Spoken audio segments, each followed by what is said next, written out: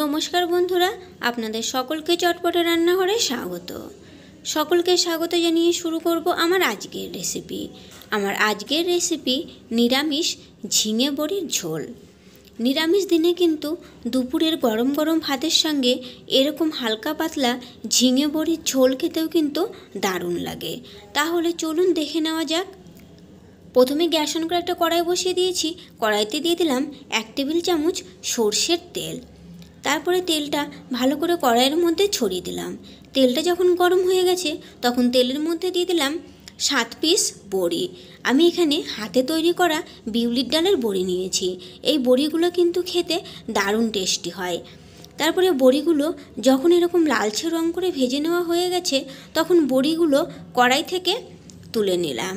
এখন ওই কড়াইতেই আবারও 2 টেবিল চামচ সর্ষের তেল দিয়ে দিলাম। ফোড়নে দিয়ে দিলাম 1/2 চা চামচ জিরে আর একটা তেজপাতা। তারপরে ফোড়নটাও ভেজে নিলাম। এখন এই ফোড়নের মধ্যে দিয়ে দিলাম 2টো মাঝারি সাইজের আলু। আলুগুলো আমি একটু লম্বা লম্বা করে কেটে নিয়েছি। আলুগুলোর মধ্যে সামান্য একটুখানি লবণ আর সামান্য একটু হলুদের গুঁড়ো দিয়ে দিলাম। এখন গ্যাসের ফ্লেমটাকে মিডিয়ামে রেখে আলুগুলো প্রথমে 2 মিনিটের মতো এখানে আমি ভেজে নিয়েছি। আলুগুলো যখন এরকম হালকা একটু ভেজে নেওয়া হয়ে গেছে তখন আলুগুলোর মধ্যে দিয়ে দিলাম ঝিঙে। আমি এখানে 500 গ্রাম ঝিঙে নিয়েছি। ঝিঙেগুলোও কিন্তু আমি এরকম একটু লম্বা লম্বা করে কেটে নিয়েছি। মাঝখান থেকে আমি 2 ফালি করে ঝিঙেগুলোকে কেটে নিয়েছি। এখন এই আলু আর ঝিঙে একসঙ্গে আবারও প্রায় 4 থেকে 5 মিনিটের মতো ভেজে নিয়েছি। যখন আলু ঝিঙে ভাজা ভাজা হয়ে গেছে তখন এখানে আমি নিয়েছি 1 ইঞ্চি আদা, 1 চা চামচ ধনে, 2টো কাঁচা লঙ্কা। সেটা মিশিয়ে বেটে নিয়েছিলাম, সেটা দিয়ে দিলাম। তারপরে 1/2 চা চামচ লাল লঙ্কার গুঁড়ো আর দিয়ে দিলাম স্বাদ মতো লবণ। 1/2 চা চামচ দিয়ে দিলাম হলুদের গুঁড়ো। একটা মাঝারি সাইজের টমেটো বাটা।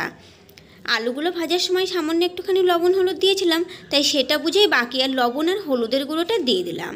তবে ঝালটা কিন্তু আপনারা যে যেমন খেতে পছন্দ করেন সেটা বুঝেই দেবেন।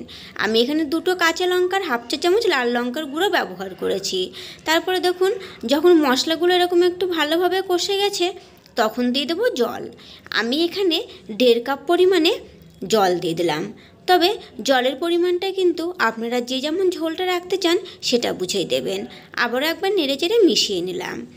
এখন দিয়ে দিলাম আগে থেকে ভেজে রাখা ডালের বড়িগুলো। ডালের বড়িগুলো দিয়ে আবারও একটুখানি মিশিয়ে নিলাম।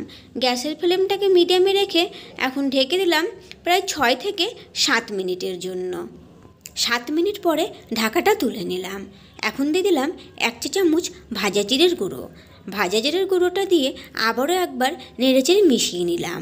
আর এখানে কিন্তু সমস্ত সবজিগুলো ভালোভাবে সেদ্ধ হয়ে গেছে। আর আমি ঝোলটাও এই পরিমাণেই রাখবো। গ্যাসের ফ্লেমটা বন্ধ করে দিলাম। আর আমাদের এই নিরামিষ ঝিঙে বড়ির ঝোল নামিয়ে সার্ভ করে দেখিয়ে দিচ্ছি। তো এই যে দেখুন, নিরামিষ দিনের দুপুরে গরম গরম ভাতের সঙ্গে এই ঝিঙে বড়ির ঝোল কিন্তু খেতে দারুণ লাগে। আপনারাও এইভাবে একবার বাড়িতে বানিয়ে দেখবেন। ভালো লাগলে চ্যানেলটিকে লাইক, শেয়ার ও সাবস্ক্রাইব করে নেওয়ার অনুরোধ রইল পাশে থাকা বেল আইকনটি সমেত। আজকের মতো এই পর্যন্তই। ফিরে আসবো নতুন কোনো রেসিপি নিয়ে। সকলেই ভালো থাকবেন, সুস্থ থাকবেন। ধন্যবাদ।